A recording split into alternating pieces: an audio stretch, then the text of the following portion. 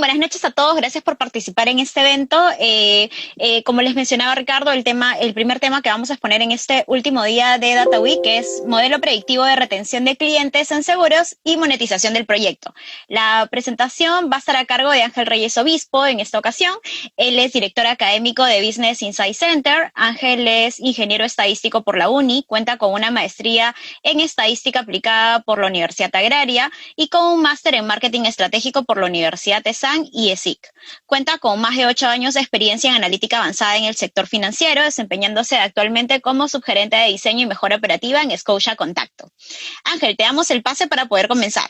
Muchas gracias a todo el equipo, a mi banco y al Centro de Información Business Insight Center también por la oportunidad. Hoy día vengo a compartirles uno de los temas más interesantes y que de hecho es uno de los temas que a muchas empresas les interesa de tener a primera mano, saber y anticipar cuando un cliente, que es tan difícil a veces captar este cliente, pasa finalmente y se va con la competencia. Hoy día los profesionales de la data podemos ayudar en este objetivo, que es uno de los objetivos que muchas empresas les gustaría tener, este tipo de herramientas que les ayude a manejar este tipo de situaciones.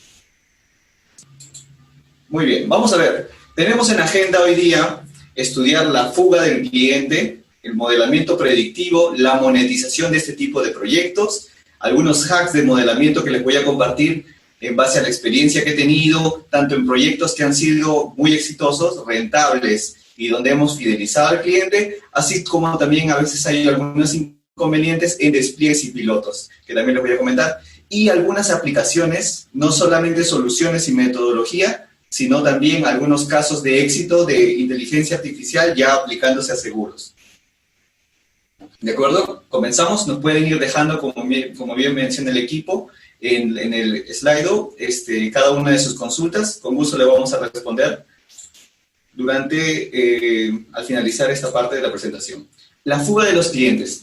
La fuga de los clientes, muchas empresas tienen este punto de dolor y si no lo estudian a detalle puede ser uno de los principales puntos de pérdida de rentabilidad que pueden identificar. Ustedes habrán escuchado en algún momento, de repente, en algún curso de fidelización del cliente, que el costo de conseguir un cliente totalmente nuevo puede ser hasta 6 veces el costo que implica retener a uno que ya existe. Y esto puede ser bastante interesante si lo podemos ver como un ciclo de vida financiero. Es decir, cuando queremos captar a nuestro cliente, hacemos la primera inversión, lo tenemos en color rojo, y lo que esperamos es que una vez que el cliente comienza a hacer negocio con nosotros, comenzamos a generar esta rentabilidad. Finalmente, este balance entre este gasto y este retorno hace el ciclo de vida y el valor que trae el cliente hacia la compañía, igual que el valor que el cliente obtiene al recibir los productos y servicios. Es interesante este ciclo de vida del cliente porque si tenemos una rápida rotación de nuestros clientes, este ciclo de vida se acorta y se puede acortar a tal punto que los gastos que hemos realizado sean mucho mayores a los ingresos. En ese punto es cuando la empresa empieza a perder rentabilidad por no cuidar bien este tipo de indicadores. Philip Kotler mencionaba que solo por incrementar un 5% más en su retención de clientes durante todo un año, puede incrementar 15 a 10% más la rentabilidad al final del año. Entonces, este es un tema súper importante para las empresas. Lo que vengo a profundizar en esta conferencia va a ser cómo los profesionales de data, como los que estamos participando, podemos sumar en este objetivo. Si la fuga es un tema importante de los clientes, de las empresas, para que cuando tienen que evaluar cómo está su portafolio de clientes, entonces existe siempre esta decisión. Si tengo mi inversión en marketing, ¿cuánto dedico a la retención de los clientes y cuánto dedico en captar nuevos clientes? En este punto es fácil un poco orientar este tipo de decisiones a partir de los indicadores. Podemos estudiar cuál es nuestro indicador de captación de clientes y cuál es nuestro indicador de fuga. Tenemos acá a continuación 3 escenarios de empresas. Por un lado tenemos una empresa con una salud de fidelización bastante buena, donde está captando clientes a un nivel de 17% anual y solo está perdiendo clientes a un 5%. Es una empresa que a través de los diferentes años va a seguir creciendo y va a seguir manteniendo la rentabilidad al fidelizarlos. Por otro lado, tenemos empresas que hacen, en el escenario 2, que hacen un esfuerzo en retener el mismo esfuerzo que hace en que se le van las empresas, se le van los clientes. Y en este punto, como es más caro captar, el balance también se empieza a poner hacia el lado negativo. Entonces, por ahí también sería un buen comienzo atacar la parte de retención. Y el tercer escenario es aquella empresa que hace enormes esfuerzos en captar clientes, pero los clientes se les van de las manos, ¿sí? Entonces, frente a este tipo de situaciones, los profesionales de la data podemos ir avanzando y estudiando un poco a partir de las huellas históricas que nos deja un cliente. ¿A qué huellas llamamos? Por ejemplo, cuando a un cliente le damos una publicidad y ese cliente no lo lee, ya sabemos qué nivel de vínculo hay con la empresa. O cuando este cliente nos responde, ya sabemos que este tiene un grado de vínculo mayor. Por los diferentes canales, por SMS, por HTML, por los correos electrónicos, o incluso cuando utiliza ahora los canales de WhatsApp. Entonces, vamos a poner un caso práctico para que este ejemplo sea bien interesante. Para una empresa que tenía una sociedad entre una empresa aseguradora y una empresa financiera. Tenían el objetivo, estaban en el escenario que les mostraba previamente, donde tenían más fuga que captación. Entonces, nos ponemos un objetivo claro, que es anticipar la decisión de que este cliente diga, ya no quiero más tu seguro, no me estás generando valor y me paso a la competencia. Entonces, para esto lo que hicimos fue tomar data histórica y concentrarnos en encontrar qué características distinguen a ese 27% de los clientes que se iban. ¿Qué información teníamos a la mano? Información como era información demográfica, información de salud e información financiera que nos proporcionaba la entidad bancaria. Entonces, el primer objetivo era cómo mido esta incertidumbre de saber si este cliente va a cancelar o no va a cancelar los seguros. Esa es la pregunta de fondo, ¿sí? Y aquí viene la parte del data scientist, donde nos puede ir dando algunas soluciones. ¿Por qué? Planteamos la pregunta como una probabilidad. A partir de que conozco las diferentes características de ese cliente, de su comportamiento de consumo, información demográfica, información histórica, de repente si tenemos, o hasta información externa que se puede tener de ese cliente, ¿cómo puedo saber si este cliente se va a ir o si va a continuar con nosotros? Entonces, este tipo de preguntas tiene ya muchas soluciones desde el punto de vista de un data scientist. Soluciones como la regresión logística, y este es un ejercicio que sí me gustaría mencionarles, que es, si bien cada una de estas soluciones que tengo acá atrás, regresión logística, Navy Bayes, KNN, tiene por detrás una matemática, tiene de repente una forma de calcular las probabilidades, es bueno que le demos una interpretación de negocio. Si bien la regresión logística podemos interpretarlo como una suma de los betas multiplicado por las variables y cada uno ligado a una probabilidad de que sea significativo. Otra manera de decirlo de repente en un comité es que se han evaluado las diferentes características y se han ponderado aquellas que influencian más que este cliente se vaya a la competencia y características que hacen que este cliente se retenga. Ese tipo de comentarios hacen que ustedes se distingan entre un profesional netamente involucrado en la matemática y en las bases de datos a un ejecutivo data scientist. Eso es algo que poco a poco con la práctica y con la exposición y participación en proyectos se va logrando y es una muy buena recomendación para todo data scientist. Igual, tenemos acá el método de KNN, de repente podemos decir que las vecindades, que las distancias entre variables, pero al mismo tiempo podemos decir que clientes que comparten características como pueden ser sueldos o consumos similares, tienen la probabilidad muy semejante a ser clientes que van a abandonar la empresa y pasar a la competencia. Ese tipo de interpretaciones los van a distinguir bastantes, sea de repente en un comité ejecutivo, para que tomen el liderazgo de un proyecto, o incluso en una entrevista de trabajo. Existen también, entre estas soluciones que les comento, soluciones de tipo estadísticas, soluciones de tipo ligadas al Machine Learning y aprendizaje automático, lo que de fondo nos traen es lo que veníamos haciendo en los años 80, 70, que eran revisiones de cortes de variable. Por ejemplo, teníamos la edad del cliente y empezábamos a ver en rangos, en diferentes rangos de la edad, dónde se acumulaba un poco más la fuga y dónde un poco menos. Esa revisión se continúa haciendo, pero se ha automatizado. Viene ahí el nombre de el aprendizaje del cliente, ahora de manera automática. Y en muchísimo poco tiempo, lo que antes nos hubiera tomado muchísimo más. Un comentario más para ver la magnitud de la velocidad que hemos crecido.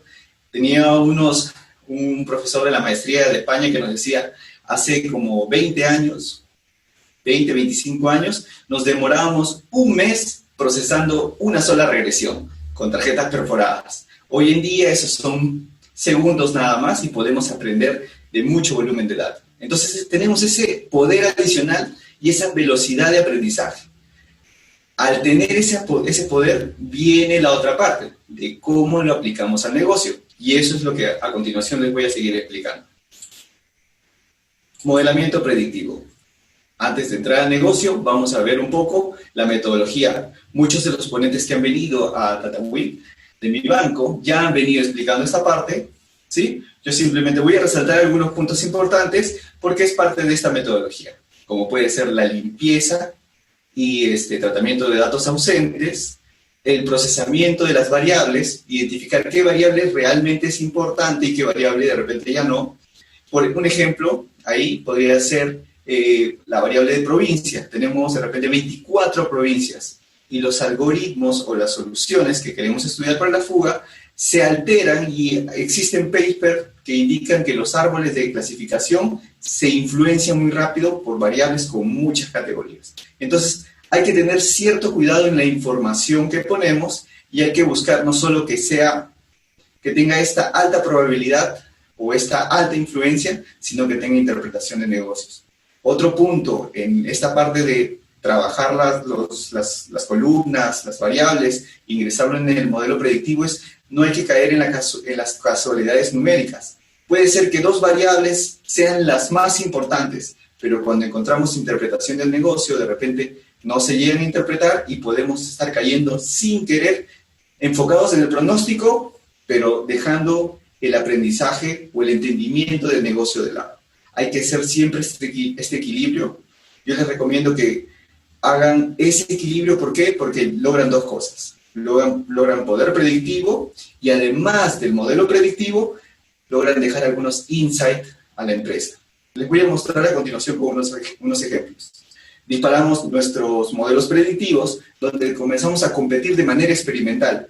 Muchos de los data science saben que no existe el mejor modelo predictivo, sino se evalúa de acuerdo a las condiciones de la data de la empresa. Es decir, un árbol de clasificación me puede servir muy bien para de repente una entidad financiera y para otra entidad financiera me sirve de repente la regresión logística, porque son otras condiciones y otras características de las que se toman los datos.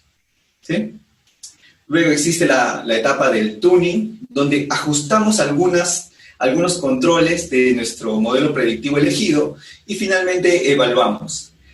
Esta metodología, y hay que tener mucho cuidado, se guía mucho netamente del poder predictivo. Adicional de esta metodología, hay que ver cuánto valor económico le trae a la empresa. Y eso va a ser uno de los puntos más fuertes y más interesantes que les traigo a continuación.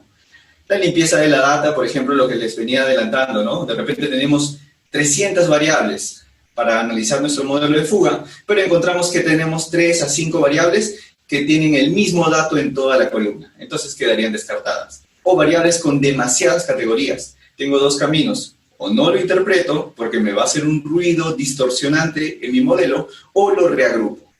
¿Sí? Y también encontrar estos valores ausentes, ¿no? No retiremos todos los valores ausentes, tratemos de entenderlo. A veces se parte la población para hacer dos modelos o se quita solo un 1 al 5% de los datos, que son de característica típica. Pasamos a hacer un ranking de las variables.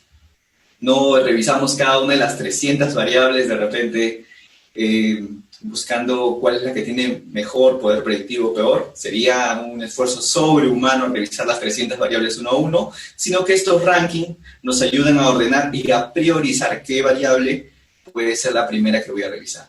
E incluso nos dan pistas de qué características conjuntas nos podrían dar luces de la fuga. Un ejemplo, si nos sale que la tenencia de productos es una característica importante, porque cuando más productos tiene un cliente, es más fidelizado y tiene menos probabilidad de fuga, y cuando tiene pocos productos, tiene más probabilidad de fuga. Y adicionalmente a eso, el monto del consumo también vemos que es una variable importante. También podríamos sumar esas dos variables, encontrar una combinación aritmética para darle otro tipo de puntuaciones y sea nuestro modelo más fino, ¿sí? No solamente en este punto del tratamiento de las variables, solo hay transformaciones logarítmicas, de repente estandarizaciones, no solamente transformaciones de tipo de operaciones matemáticas, sino transformaciones que le pueden ayudar al negocio y tienen interpretación. He escuchado también que había algunos ponentes que mencionaban esto previamente, y sí, el círculo de repente de opiniones de los involucrados en el negocio, de repente algunos especialistas que ven la retención de los clientes le pueden dar algunas luces, como puede ser, sí, mira, cuando un cliente está a punto de dejar de consumir o de dejar de tomar el seguro, lo que hace es empieza a llamar preguntando de repente por qué cobertura tiene. Esa puede ser una variable importante que podríamos probar y sale a partir de un comité donde se comienzan a conversar algunas medidas que se pueden tomar para mejorar la retención de clientes. Una vez que se tiene ya las variables de las 300, por ejemplo, variables que teníamos acá, se tienen las pocas variables elegidas, lo incluimos en nuestra prueba experimental de múltiples modelos, donde lo que vamos a empezar a ver son escenarios de aprendizaje. Por ejemplo, la regresión logística, donde hace una valoración lineal y empieza a ponderar, de repente, como son los árboles de clasificación, donde empieza a encontrar aquellos segmentos que comparten la misma probabilidad de fuga. Y este método lo hace de manera, le llaman algoritmos de particionamiento recursivo. Lo que buscan estos segmentos de manera sistematizada, y lo que nosotros modulamos un poco si queremos que estos sean segmentos generales con mayores niveles de error o segmentos bastante pequeños, pero muy pegados a la data de aprendizaje. Entonces empezamos a experimentar con los diferentes modelos. Hoy en día, y aprovecho para mencionarles, estos diferentes tipos de modelos ya se tienen procedimientos disponibles en la plataforma Kaggle y en la plataforma GitHub. Entonces, podríamos entrar a ese tipo de plataformas, como un Data Scientist Senior, lo trae, lo organiza y ya se queda con una metodología de aprendizaje de los datos ya sistematizada. Viene un siguiente caso de negocio, ya tiene organizado su procesamiento, dispara y comienza a evaluar su mejor método de solución. Hay que tener también cuidado porque a veces no el mejor método de solución es el método que se implementa en el negocio. Recuerden que también las capacidades de cómputo no son lo mismo procesar en un modelo 500.000 de datos que 3 millones de datos, 3 millones de clientes. Entonces, el esfuerzo de cómputo de repente es mucho mayor y lo que funcionó bien para una muestra no funciona tan bien para extenderlo a toda la cartera de clientes. Una vez que tenemos nuestro mejor modelo predictivo, es importante saber comunicar lo que hemos encontrado. Y uno de los puntos más importantes, y aprovecho de repente si tienen lápiz y papel lo podrían anotar, hay una librería muy buena implementada por un data scientist chino que se llama Scorecard. Scorecard en Python y Scorecard a secas en el software R. Esta librería lo que hace es identifica las diferentes características o las variables que ustedes le indiquen y hace estos cortes automáticos. Por ejemplo, en las gráficas que tengo aquí, podemos ver en esta gráfica que está en el extremo derecho la antigüedad del cliente. Lo que vemos en el eje horizontal es los rangos de la antigüedad y vemos que un cliente, mientras más tiempo ya tiene con la empresa, la probabilidad o el ratio de fuga empieza a caer. Si teníamos 26% de fuga, fíjense que si tiene menos de 6 meses, llega incluso hasta al doble, 56. Es decir, en los primeros meses que hemos adquirido ese cliente aún está pensando si ha tomado una buena decisión y podría pasar a otra empresa y hacer fuga. Entonces, podríamos ya solo con este primer gráfico definir algunas estrategias. Por ejemplo, si la primera caída que tengo es en los 6 meses, ¿por qué no le doy un pequeño incentivo a este cliente cuando cumple 6 meses para que este cliente retome aún los niveles de fidelización? Estas 4 son las variables más importantes que tenemos en el modelo. Por ejemplo, acá está la antigüedad, el estado civil del cliente, los productos. Mientras que un cliente tiene más productos es más fidelizado, pero fíjense que en la variable de tipo monto del seguro, lo que tenemos es cierto ruido en el aprendizaje que se tiene del dato. Podemos ver que ya no es tan relevante como la variable antigüedad, ¿sí? Por esta línea azul. Este software que les comentaba, el Scorecard Pi en Python, hace este ranqueo y les permite identificar este tipo de patrones. Es decir, estamos abriendo un poco más allá la caja negra, que de repente el mejor modelo si fue una red neuronal, y tengo un ranking de variables por Random Forest. Estudio las 4 principales variables que soportan el modelo. No son las que ayudan completamente a hacer el pronóstico, pero sí las que dan una base importante. Y adicionalmente de entregarle un modelo al equipo comercial, le entrego estos insights para que hagan algunas acciones, como pueden ser incentivos para extender la fidelización, puede ser pricing, puede ser incluso publicidad. Recuerdo cuando estaba en este tipo de proyectos, enviábamos también algunos correos recordando algunas coberturas que tiene este cliente. Entonces, en el 6º mes o en el 5º mes le enviábamos un correo electrónico, le decíamos: estimado cliente, recuerde que usted ya tiene este seguro y cubre este tipo de situaciones. Si en alguna contingencia de este tipo de situaciones, usted puede disponer del seguro y estamos a su servicio. Ese mensaje de mezclar las emociones más los datos puede hacer que el tiempo de vida del cliente se alargue y finalmente generemos más rentabilidad. ¿Sí? Entonces, como les mencionaba desde el inicio de la presentación, el profesional de data no solo se va a enfrentar al problema que es la fuga de clientes, necesita involucrarse en todo un equipo conformado para atacar este problema. Este es uno de los puntos más interesantes que a muchos data scientists nos enseñan la matemática, nos enseñan los algoritmos, nos enseñan a competir, nos enseñan a transformar los datos, pero muy pocas veces nos enseñan a generar rentabilidad a partir del proyecto. Y acá les quiero mostrar un ejemplo. Muchos de los gerentes dicen esto: acabo de invertir mucho dinero trayendo una consultora importante que me hace un desarrollo muy bueno con los mejores data scientists, pero ¿cómo lo monetizo toda esa inversión? Vamos a ver acá. Monetización. Por ejemplo, ya teníamos nuestro modelo predictivo, que lo único, hay que tenerlo en mente para hacerlo sencillo, lo único que nos hace es marcarnos en la frente en color rojo aquellos clientes que ya se nos van a ir y en color verde aquellos clientes que se van a quedar con nosotros. Entonces, si queremos hacer esfuerzos e inversión en retener clientes, ya no lo hacemos de manera masiva. Nos dirigimos ese esfuerzo solo a aquellos clientes que tienen la alerta de pasar a otra compañía. Entonces, nos centralizamos. Para este caso, fíjense ustedes que acá en la parte inferior ya tengo de mi cartera inicial de clientes, ya tengo con nombres y apellidos a 35,000 clientes que tienen una probabilidad de fuga de más del 70%. Es decir, el triple de probabilidad promedio que tengo en mi cartera. Entonces, en este tipo de clientes, ¿cómo voy a hacer para monetizar este tipo de proyectos? Entonces, lo que vamos a hacer es la metodología que le llaman Champion Challenger en riesgo de crédito, o grupo de control y grupo piloto, o test A/B en marketing digital. Lo que vamos a hacer es, vamos a tomar a 300 clientes de esta población de 35,000 y a 300, y lo que vamos a dejar es, vamos a dejar a 300 clientes durante un mes sin ninguna acción. Ellos van a ser nuestro grupo de referencia para ver cuál es el nivel de fuga, y en otros 300 clientes lo que vamos a hacer es, vamos a darle un botiquín de emergencia y también un chequeo de domicilio como parte de la cobertura del seguro que ya tienen.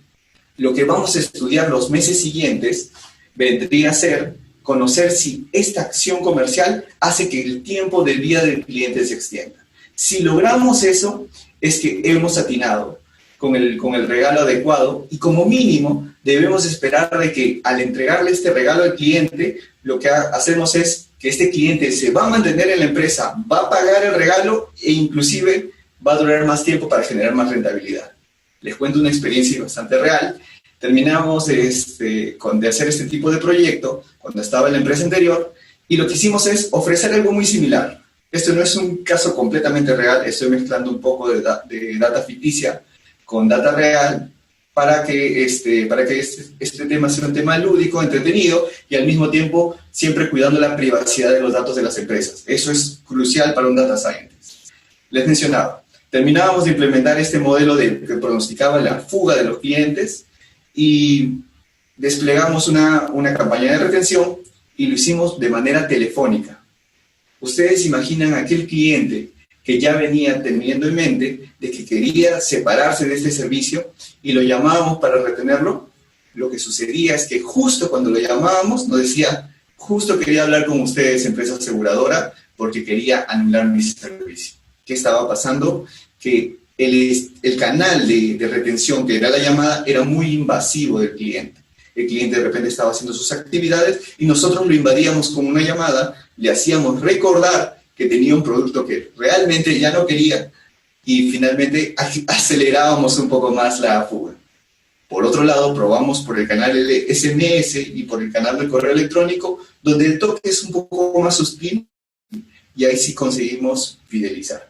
Esta experiencia que les cuento es una de las experiencias más interesantes que he tenido en toda mi carrera, porque veía cómo se monetizaba un poco los proyectos que avanzábamos, y al mismo tiempo encontrábamos también que ese tipo de experiencias no estaban en los datos. En ninguna de las bases de datos encontrábamos que el cliente, por llamarlo, a ofrecerle un regalo, se iba a ir con más rapidez.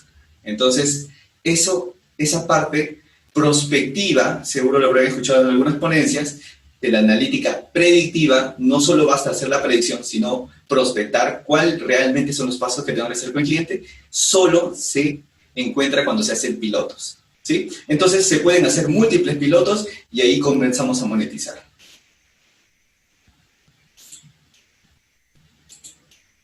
Muy bien. Les voy a dejar algunos trucos, o bueno, experiencias interesantes acerca del modelamiento.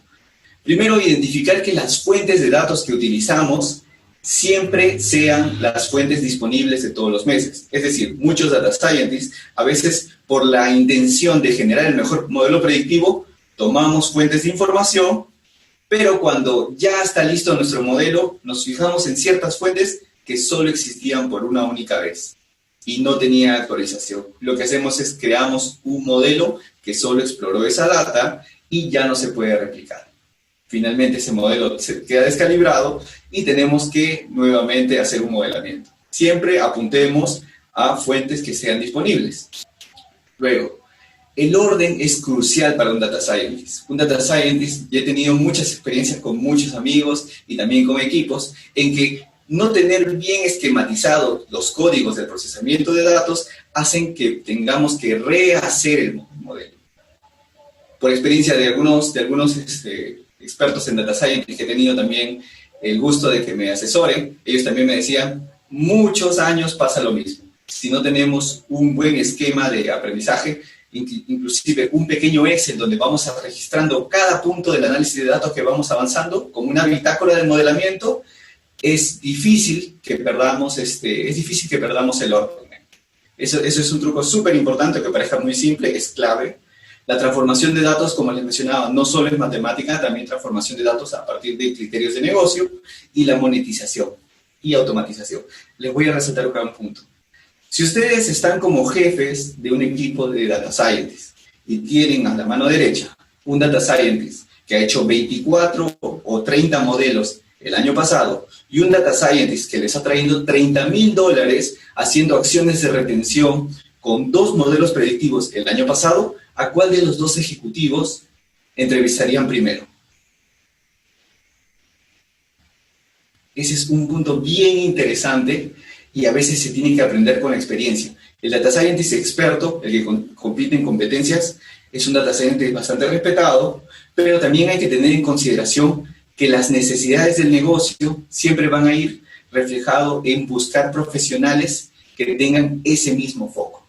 Entonces, no estoy en contra de las competencias, pero sí que además de las competencias, complementemos, cerremos el círculo del objetivo. Si el objetivo es retener, hagamos el análisis, despleguemos un piloto y veamos cuánto hemos rentabilizado después de retener.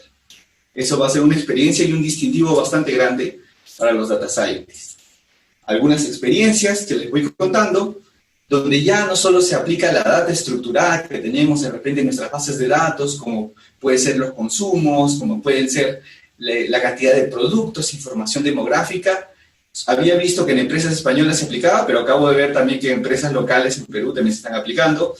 Esta, por ejemplo, empresa de seguros, lo que está haciendo está seleccionando a aquellos clientes que ya tienen el servicio un GPS y les ponen unas metas. Les dicen, si este cliente llega a cierto nivel de kilometraje en el año y manejas solo en cierto horario y manejas como tope hasta una máxima velocidad definida por la empresa aseguradora, le voy a devolver el pago del seguro hasta un cierto porcentaje. ¿Por qué? Empieza a premiar el buen comportamiento.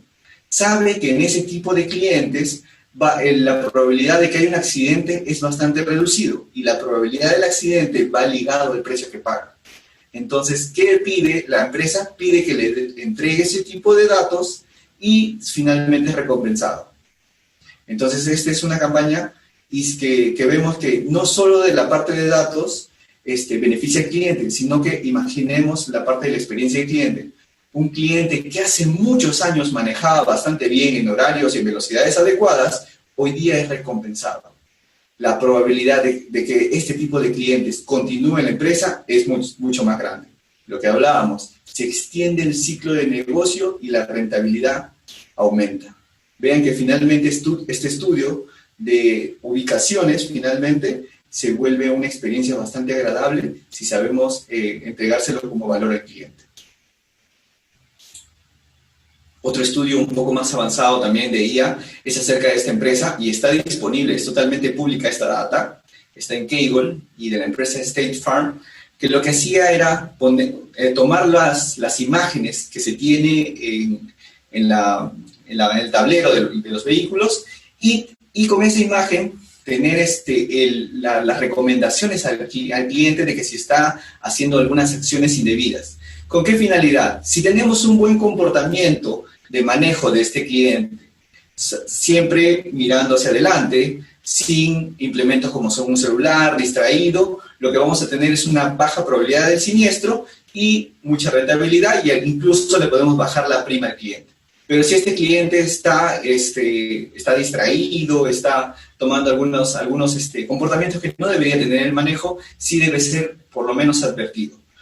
No sería humanamente posible porque no podemos poner a un asesor que esté viendo al cliente todo el momento.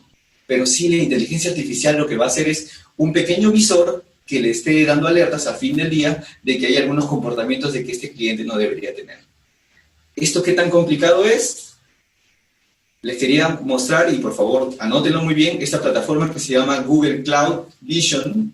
Lo que el día de ayer, con fines de esta conferencia, me llevé esta fotografía, lo dejé en esta página Google Cloud Vision, al instante me hizo un reconocimiento, por ejemplo, de los textos y también un reconocimiento también de la persona si estaba sonriente, si estaba enojado. Por detrás de ello ya son modelos preentrenados. Si ustedes quieren hacer su propio modelo, también esta plataforma se lo permite.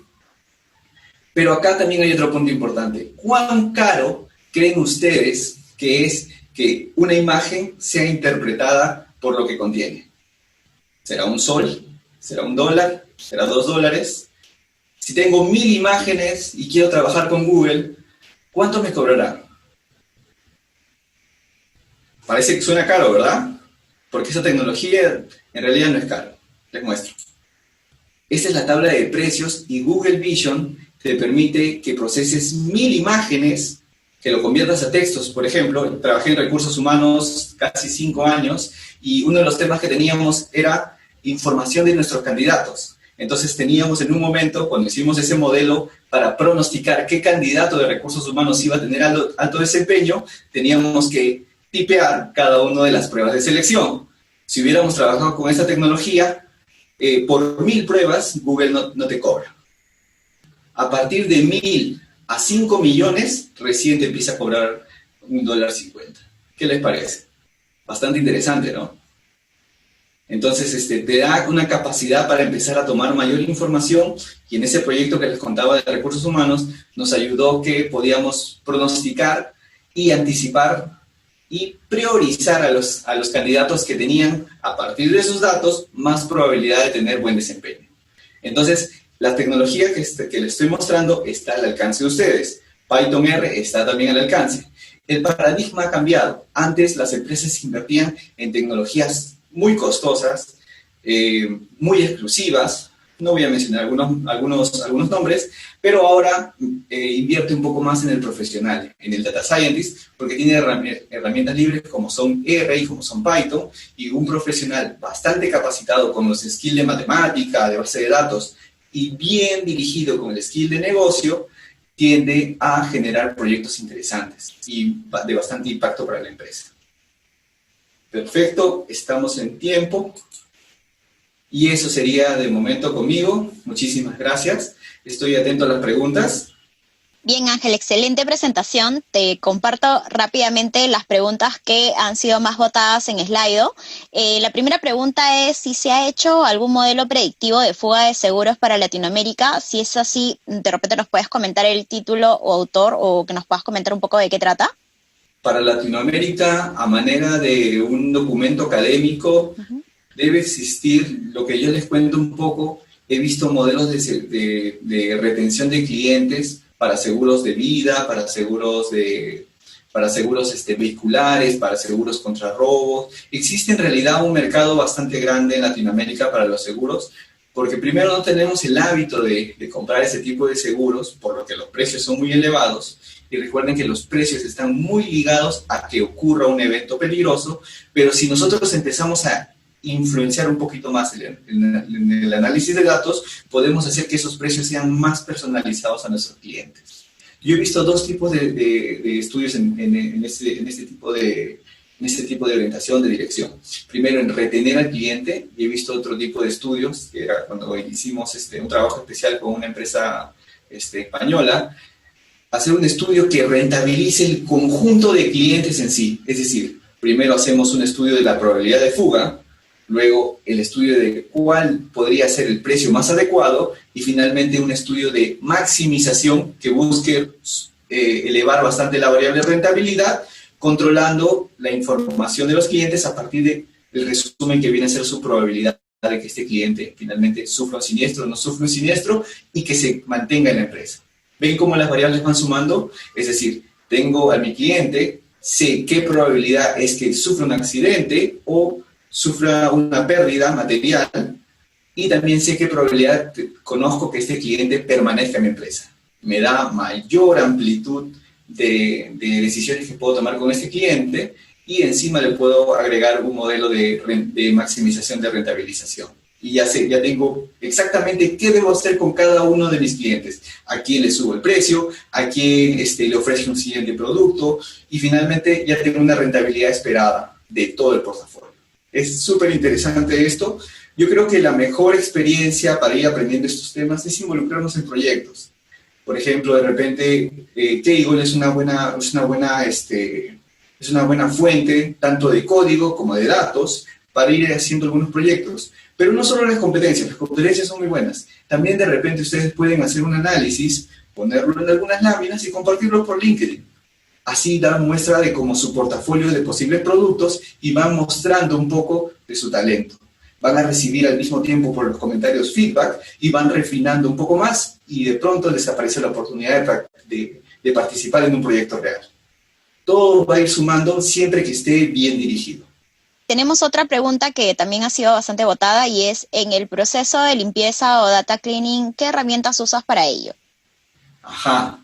Esto es un tema bien interesante porque hay parte de la escuela inicial de la estadística para analizar los datos, donde nos dicen que estudiemos los intervalos de confianza, los rangos intercuartílicos, que si sale este cliente de su rango intercuartílico, si tiene un sueldo de repente demasiado alto comparado con el promedio, debe ser evaluado de otra manera.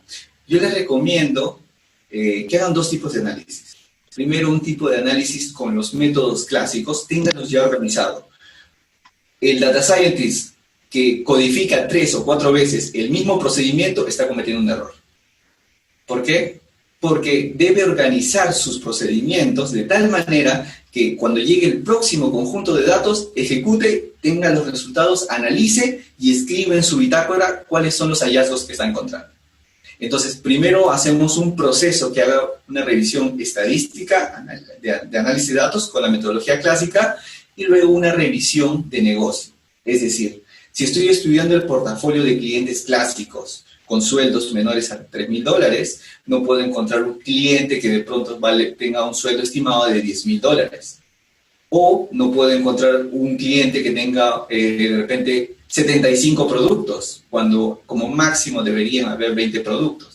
Entonces, la manera de repente de visualizar esto un poco es sacando algunos indicadores descriptivos y haciendo algunas reuniones con las áreas de negocio, comentándoles, mira, estoy encontrando estos datos, ¿te suenan que pertenezcan a tu portafolio? Te puedo compartir los casos para de repente profundizar un poquito más en ellos.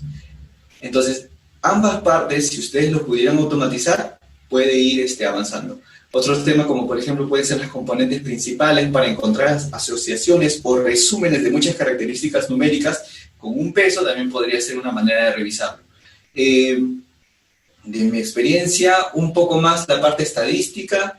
Yo hago mucha exploración con la librería que les comentaba. Si lo tienen ahí anotado, Scorecard, Scorecard Py, con eso van a avanzar pasos abismales porque ya tiene ciertamente automatizada muchas de las labores que empezaríamos a codificar. Eso es lo bueno de estas herramientas. Como son respaldadas por comunidades, comunidad de Python, comunidad de R, existen muchos científicos de datos que de Rusia de pronto nos dejan un método. Ahora de Perú, de Chile nos dejan otros métodos y en esos repositorios como GitHub podemos tomar esos métodos, enriquecerlos o automatizarlos un poquito más y entregarlos a la comunidad. Esa gestión del conocimiento nos va a hacer avanzar mucho más rápido. Tenemos otra pregunta más y es, ¿cómo se determina el grupo control y el grupo piloto? ¿Tiene alguna relación con la población de riesgo? Perfecto, esa es muy buena pregunta. Yo ya le esperaba que le iban a hacer. Han estado muy atentos a la parte de monetización, me parece genial. Acerca del tamaño del grupo, del tamaño de la muestra, si debe ser 300, si debe ser 20, si debe ser 50, tiene dos perspectivas. La primera es desde el punto de vista estadístico. ¿Cuál es la variable que nos interesa? Si nos interesa de repente el monto de la prima, es representar de la cartera completa de clientes en una pequeña muestra, tener el mismo promedio de las primas, entonces podemos utilizar el método de muestreo estadístico, como pueden ser simple, sistemático. Hay métodos estadísticos, de repente no pueden anotar eso, métodos estadísticos y un segundo punto de vista de acuerdo al presupuesto.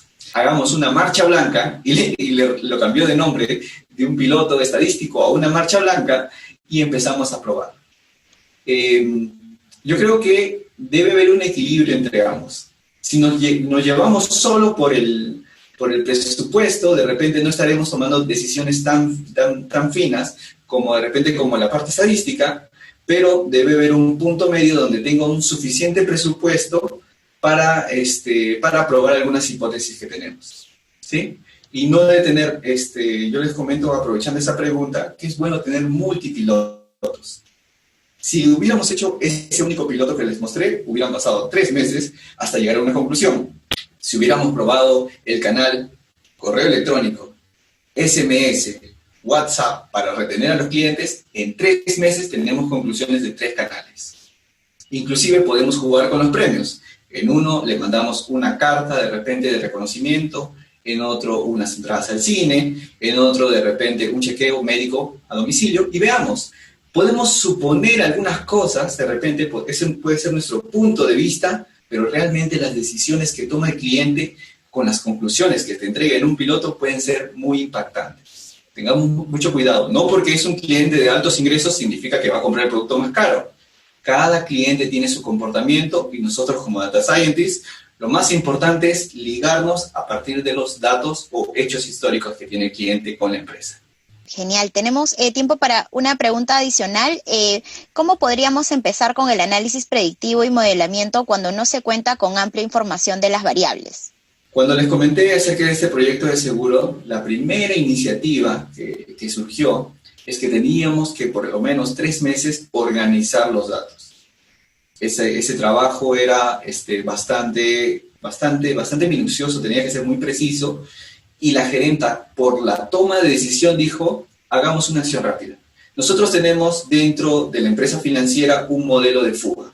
Probemos si ese modelo predictivo ya hecho funciona con esta nueva cartera de clientes. Entonces, lo probamos y funcionaba con una precisión relativamente baja, pero que ya les permitía empezar a generar un primer piloto, les permitió ver que sí valía la pena retener esos clientes, ganar un presupuesto, contratar una consultora y hacer más amplio el proyecto. Entonces, si ustedes de repente no tienen data histórica, no hay un presupuesto, la primera exploración con dirección de negocio, como puede ser un hallazgo importante, puede desencadenar un proyecto grande de organización de los datos. Una experiencia muy interesante que me pasó cuando trabajaba en recursos humanos fue que empezamos a analizar, vamos a ver la retención del personal a partir de ver las capacitaciones de valores de la empresa. Nunca antes en la empresa se habían juntado esas dos islas de datos. Por un lado teníamos la fuga de personal y por otro lado teníamos las notas de las capacitaciones, las valoraciones, cómo vivían cada uno los valores, qué actitud tenía, y de pronto, a partir del People Analytics, fíjense que hay una rama también por ahí, juntamos y encontramos que aquellos colaboradores que tenían mayores valoraciones en las notas que teníamos de las actitudes que debe tener con la empresa, tenían un tiempo de vida más extenso. Con eso, fuimos donde el comité de gerencia, sustentamos un proyecto de Datamar y se desembolsó una suma importante solo para empezar a organizar los datos de recursos humanos, porque ahí teníamos la oportunidad de retener clientes, de pronosticar a qué candidato entrevisto primero y también a formar líderes. Entonces, el primer paso siempre va a ser el más importante, el de la exploración inicial, con enfoque de negocios, y se va desencadenando luego un análisis más profundo. Muchísimas gracias a todos ustedes. Continúen con esa pasión por los datos y pasión por ayudar al negocio y van a encontrar el camino del profesional ideal ahí.